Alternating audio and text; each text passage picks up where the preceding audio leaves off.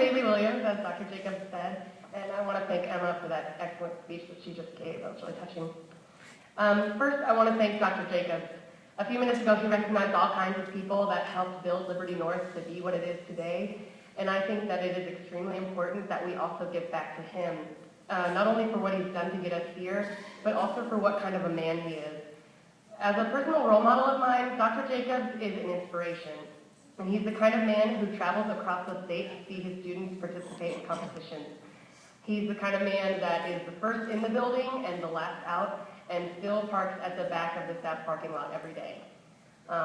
He's a remarkable principal, but even more than that, he's an honorable and extraordinary man, and I think that in itself deserves a round of applause.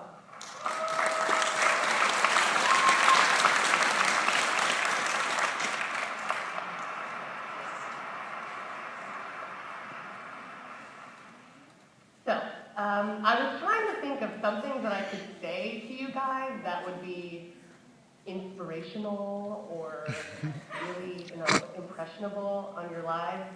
And I was hoping that by the end of this, maybe some of you would just be sobbing tears of joy for what I had said to you. And shortly after that little daydream, I realized that I am 18 years old and have very little wisdom to offer you. Also, approximately 18 of those years, I've either been asleep or not paying attention, or just stupid. So I don't know how much I can actually give you. So I thought I would just revert back to what inspired my 8-year-old self, which is the wisest form of Bailey that ever was. And I would just try to tell you guys what I would tell 8-year-old Bailey, and that is to always follow SpongeBob SquarePants. I can't decide if I should be ashamed that I still watch SpongeBob as an 18-year-old, but he and I have a long history together. Between my 2nd and 3rd grade years at Lewis and Clark Elementary School, go Trailblazers, by the way, one particular event sent my world spinning into a life-changing abyss. My family got cable. And this meant that I could watch SpongeBob whenever I wanted, all the time. And I learned so much. If you know me at all, you know that I love to talk about SpongeBob, and I can basically quote any episode that ever was. Like the Secret Box episode, that one is so good. Or the one where Patrick's like, little. Or where SpongeBob is the hall monitor, and Patrick's like, the maniac's in the mailbox. However, for a solid 8 years now, my absolute favorite episode has been the Krusty Krab pizza episode. Probably one of the best that has ever been created. Thank you. For those of you who are not as well acquainted with SpongeBob as myself, here's a recap of what happened. Closing time at the Krusty Krab when a customer calls and orders a pizza. Side note, up until now, the Krusty Krab only makes burgers, not pizza, duh.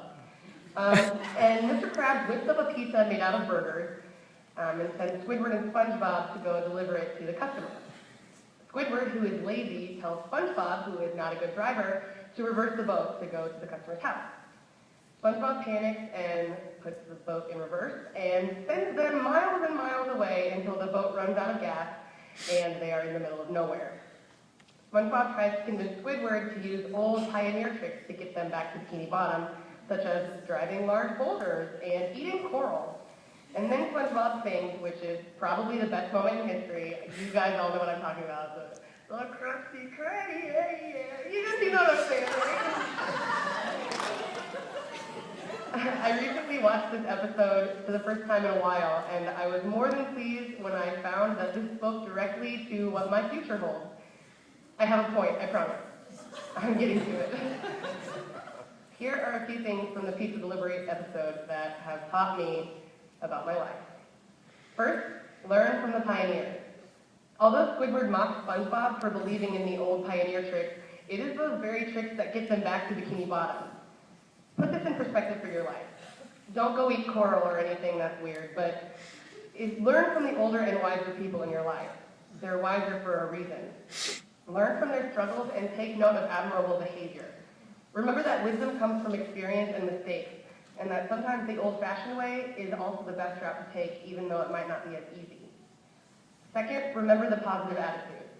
The Krusty Krab pizza would never have made it to the customer's house if it hadn't been for SpongeBob's persevering positive attitude.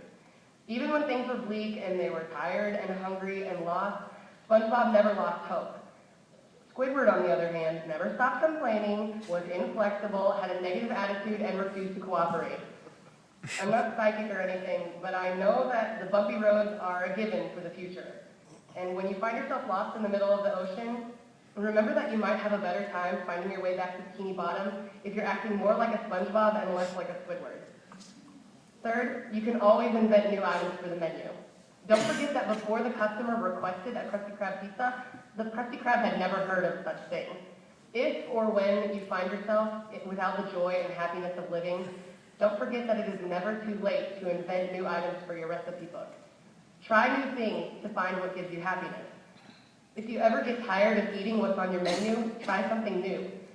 You never know, you might just invent the world's best Krusty Krab pizza. Lastly, and most importantly, always care about the customer. The most important rule of the Krusty Krab is to protect the secret formula.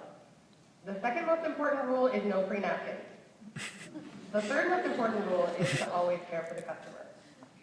SpongeBob would not have gone out to deliver the pizza if he didn't care about the customer. And once they got hungry, SpongeBob would have eaten the pizza like Squidward suggested. But instead, he protected the pizza, and after a long struggle, he finally delivered it to the customer, all because he cared. In our lives, we must care for the customer. Not necessarily literal customers. I mean, if you work in food service or you work at all, I suggest that you also care for your customers so that you don't lose your job. But in more a generic sense, we must care for the people in our lives because it is important to our sanity and our happiness. Just recently, I had a conversation with a very wise person in my life, and she told me that it is not so much about the grades you receive in a class or the worldly achievements that you may have, but it is more about the way you treat the people around you, and most importantly, how you treat the people who are hard to treat kindly. To put it shortly, take care of your people. Live passionately with your friends and family. Do not let apathy get the best of you. Always be willing to take the narrow route to deliver a pizza to a customer you love, and never, never, never stop caring for those customers. Learn from the pioneers, remember the positive attitude, invent new menu items, and always care for the customer. I can't say much about the future, but I know that it's up to us to write it.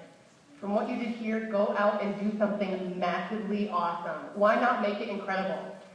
But remember that nothing good comes easily, and that the important part is that we do the good things and the hard things with grace, humility, kindness, and a sense of humor.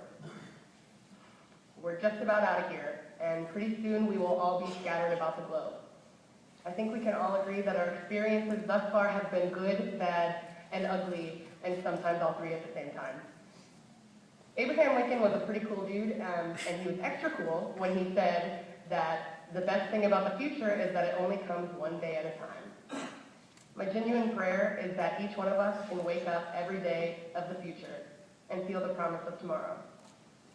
As the future comes day by day, I pray that we are prepared to create an incredible future and say, I'm ready, I'm ready, I'm ready. I'm ready. And I hope you are too. Thank you.